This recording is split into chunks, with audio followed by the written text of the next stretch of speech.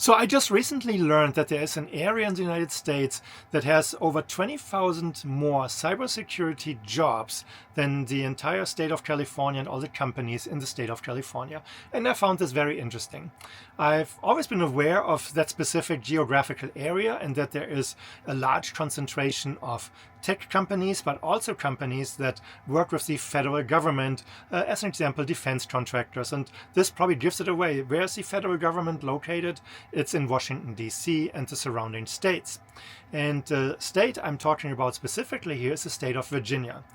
Virginia is really having this concentration of tech companies, defense companies, and of companies that work with the federal government. On top of that, Virginia is also a major hub for data centers. And these data centers are not just for the cloud, but also for AI.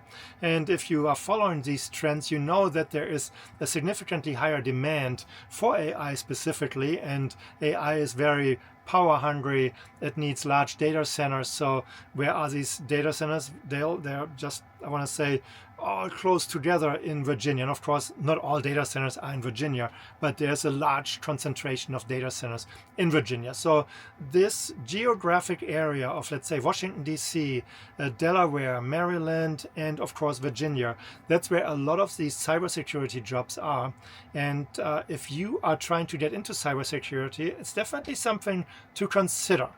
But it's not just packing your bags and moving to Virginia and apply for cybersecurity jobs. There's a little more that you need to do. And also, if you live in this area, this applies to you as well. So if you want to get into cybersecurity, there are certain requirements that you have to meet. And ideally, you want to have some IT job experience, even better if you already have some cybersecurity job experience. If you have a college degree in this area related to cybersecurity, kudos to you, because that's another one of those big pieces that will help you to land a job in cybersecurity. And then there's an important part that is more challenging, more difficult to get through. And that is really when you work for a defense contractor, if you work for a government agency, if you work for other companies doing work for the federal government, you potentially need security clearance. And this could be, of course, top secret security clearance or some of the lower levels, but security clearance is more difficult to obtain. You cannot just go and take a certification exam and then you are security cleared or have security clearance. So this is not how this works. If you want to get there and you really want to take advantage of that job market, getting clearance is security clearance is one of those pieces that should be very high up on your list. And well, how do you get there? So for one, if you come from the military, you already have a certain level of security clearance that will open the door for you. Especially with a military background, there's a lot of companies that are hiring veterans and really depending on their skill set that they learned in the military, but also the potential for security clearance, because that makes it easier. They don't have to help the individual to obtain the clearance and pay and cover the cost related to that. Then, of course, there are companies that are hiring people and help them with their clearance, and that could be there's such a specific skill set that these individuals have. It's cheaper and better for the companies to get somebody from a private sector and help him or her to obtain, let's say, top security clearance so that they can do that work for the government or that they meet the government requirements if they make a product that the government uses. So, and I'm talking about defense products, weapons from that perspective.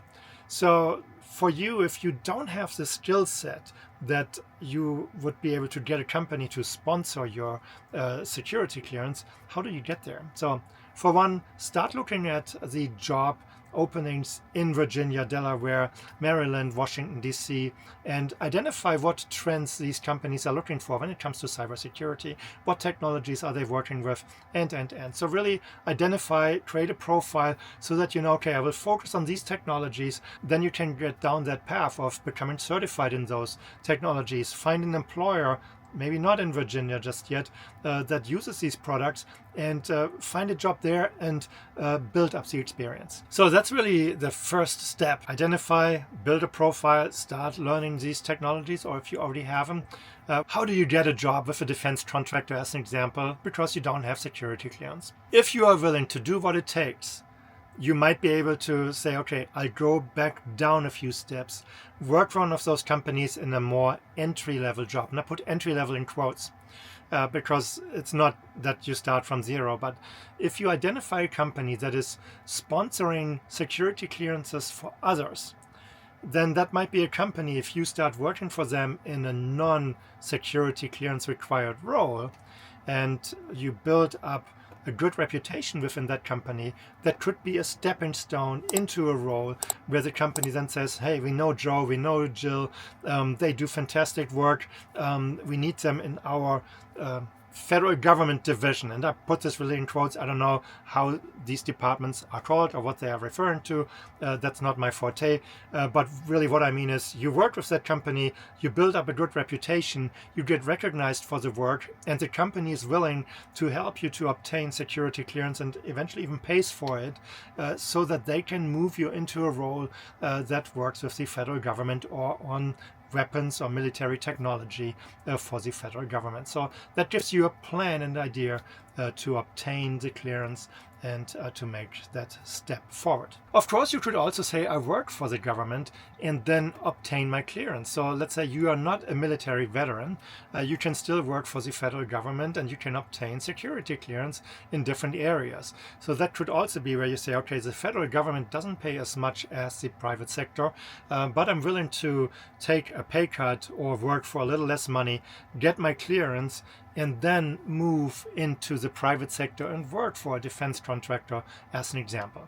So that is another option where you can get into that area, the geographical area, into the field of cybersecurity, potentially obtain security clearance, and then make that move that starts paying the big bucks down the road. So this might be a multi-year plan, but again, if you are willing to do what it takes, this is definitely another one of those paths. Work for the federal government and then turn the steering wheel towards the private sector and start working for a private company. So I mentioned before, look at the job openings in that area in general to identify trends and so on, that you know what to focus on, or where you can turn yourself into an expert. Because you could also say, okay, I'll keep Virginia and the entire DC area in the back of my head, but I will focus on some of that stuff that would turn me into an expert for those companies out there.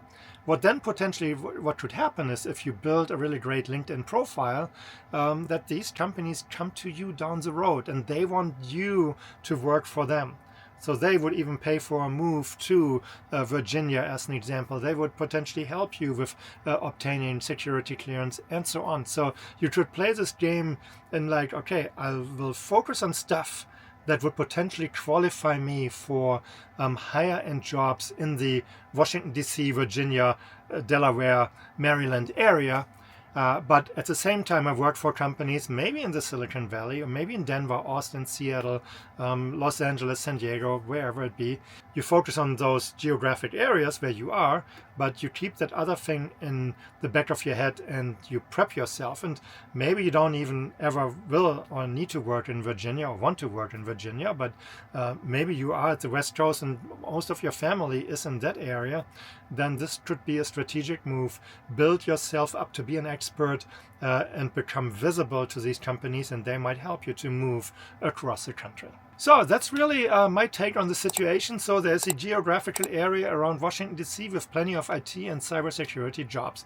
Maybe you were not aware of it, especially if you want to get into cybersecurity. Maybe start looking at that market and identify a way into a company without security clearance. Or if you still have security clearance, but you're out west and you want to work there, well, now's the time to get out there and find a job. So I found it very interesting. I hope you found this information interesting. I hope you liked the video from that perspective. If you did, please give it a thumbs up.